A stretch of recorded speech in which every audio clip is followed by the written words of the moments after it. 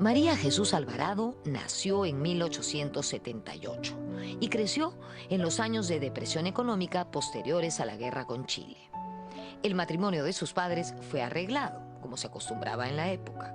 Esto hizo que María Jesús escriba sobre el amor, el matrimonio como una mentira y el divorcio como solución a los matrimonios arreglados. Por supuesto, esto la enemistó con la iglesia.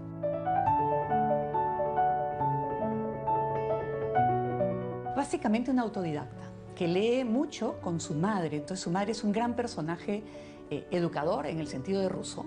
Entonces ya ahí la madre estaba rompiendo con el planteamiento habitual de la madre criolla, tipo la tapada de antes, que se iba a la calle y dejaba a los hijos con el ama. Ella ejerce un rol educador, la mete al mundo de la lectura que María Jesús desarrolla intensamente.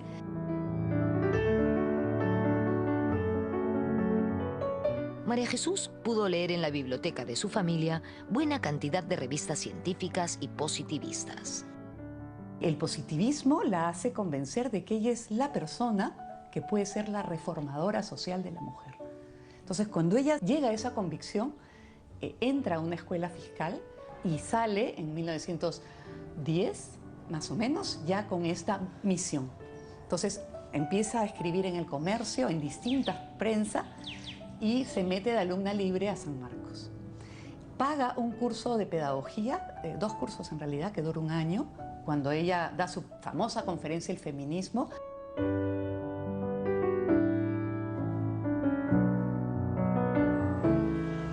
En 1911, María Jesús Alvarado dio una conferencia, ahora histórica, denominada El Feminismo en la Sociedad Geográfica de Lima.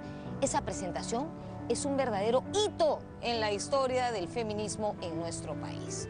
En ella, María Jesús plantea la necesidad de otorgar la igualdad de derechos políticos y civiles para hombres y para mujeres. Y señala también que la educación, una vez más, la educación es clave para que las mujeres obtengan esos derechos y para que también terminen de arrastrar ciertas taras del pasado como el matrimonio arreglado. Sus propios padres habían tenido un matrimonio arreglado. María Jesús estaba de acuerdo con el divorcio. Imagínense eso en la Lima de 1911. Esta mujer fue una verdadera revolucionaria y por ello este colegio se llama Colegio María Alvarado, en homenaje a ella. Queda bastante cerca del Hospital del Niño.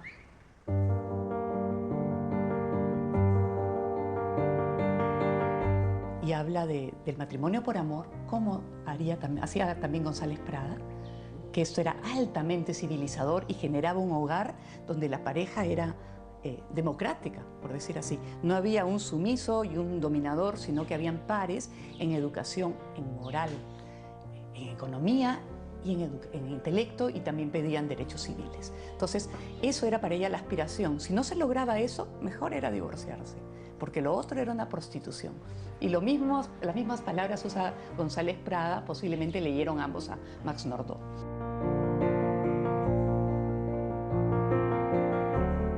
María Jesús estuvo influenciada por Dora Mayer, defensora de los indígenas a través de la Asociación Proindígena, que en 1912 fundara junto a Pedro Zulem. Por ello, Alvarado entró en contacto con indígenas de Puno y censuró a los gamonales. Entonces ella quería formar al ciudadano, a la persona que tuviera ciudadanía, hombre y mujer. Y se encuentra con Dora Mayer, y en un momento dado habla de la energía de los incas y de los indios y de gente que no era una raza, como se decía, o como decía Clemente Palma, sin porvenir, acabada, sumisa, y que ya estaba deshecha y no valía nada, no había esperanza. María Jesús dice, no, sí, ellos son regenerables. Era el término de la época positivista, ¿no? Son regenerables.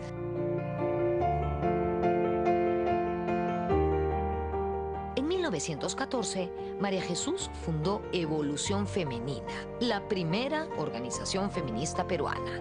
Estaba conformada por mujeres de clase media y tenía como objetivos la incorporación de la mujer al trabajo, el derecho al sufragio y el acceso a cargos públicos. La postura de María Jesús Alvarado provocó la airada reacción del régimen de Augusto Beleguía.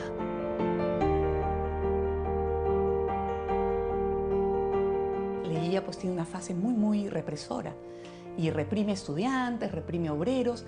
Y ella en la escuela que funda para difundir el feminismo y poner en práctica lo que decía, tenía una tipografía y enseñaba tipografía a las chicas para que consiguieran un modo de ganarse el dinero.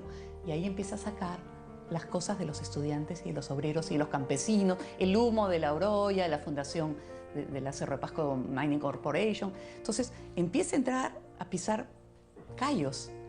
No es que ella lo escribía, pero ella lo sacaba, porque nadie quería publicarlo. Le cae la gendarmería, le piden, usted no es, pero delate, no delata. Dice, si yo he permitido que salga, es porque lo estoy apoyando, la meten a la cárcel.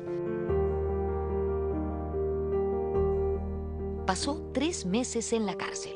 Además, destruyeron su imprenta.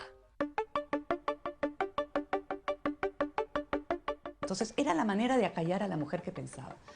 Y le dicen que si no, se va a tener encima a la policía. Entonces se autoexilia en Buenos Aires, 12 años se queda, pues no tenía plata para... Cuando cae la guía no tiene plata para volver. Y ya cuando regresa ya tiene una vida, ya es otra coyuntura, gobierno militar, Benavides, ya desapareció todo lo que ella había sembrado. José Carlos Mariátegui fundó la reconocida revista Amauta. Allí escribieron destacadas mujeres sobre temas diversos como cine, música, política y poesía. Algunas de esas mujeres fueron Dora Mayer, Carmen Sacco, Julia Codecido o Magda Portal. Esta última, además de ser llamada por Mariátegui la primera poetisa del Perú, fue un símbolo de la lucha política de las mujeres por alcanzar la igualdad. Mariátegui sí entendió lo que era la lucha de las mujeres. Él hacía una diferenciación entre el feminismo burgués y feminismo no burgués, proletario, etc. Cosa que yo puedo entender para su época. Sin embargo, las que eran feministas en ese momento eran mujeres educadas, eran mujeres que pertenecían a la élite, ¿no? O sea, no eran, eran las que podían llegar más fácilmente porque tenían un poco más de privilegios, ¿no? En 1955, una ley promulgada por Manuel Odría reconoció el voto femenino. Era un premio al esfuerzo de muchas mujeres como María Jesús Alvarado, Adela Montesinos, Zoila Aurora Cáceres y Elvira García y García. Sin embargo, la participación femenina en las elecciones de 1956 fue parcial debido al alto porcentaje de analfabetismo femenino.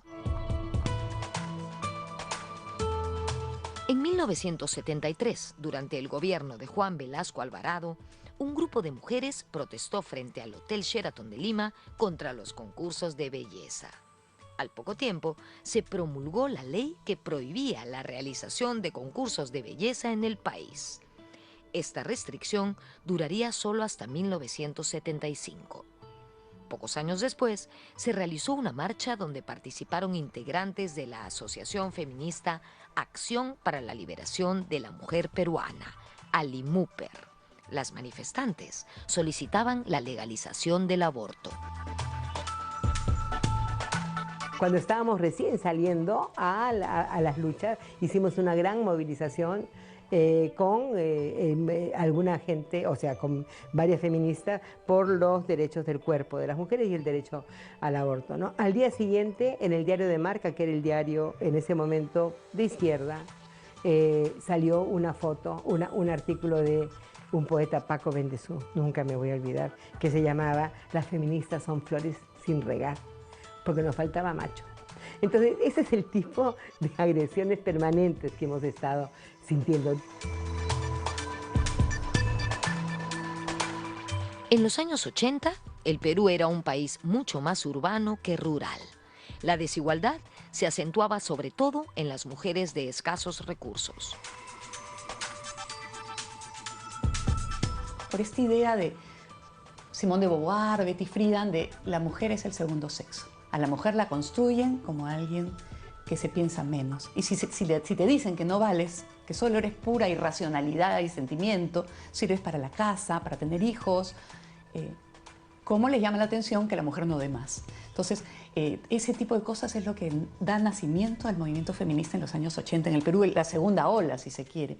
Entonces ahí surgen una serie de centros para buscar la conciencia de las mujeres acerca de su valer, y que el gran enemigo era el patriarcado.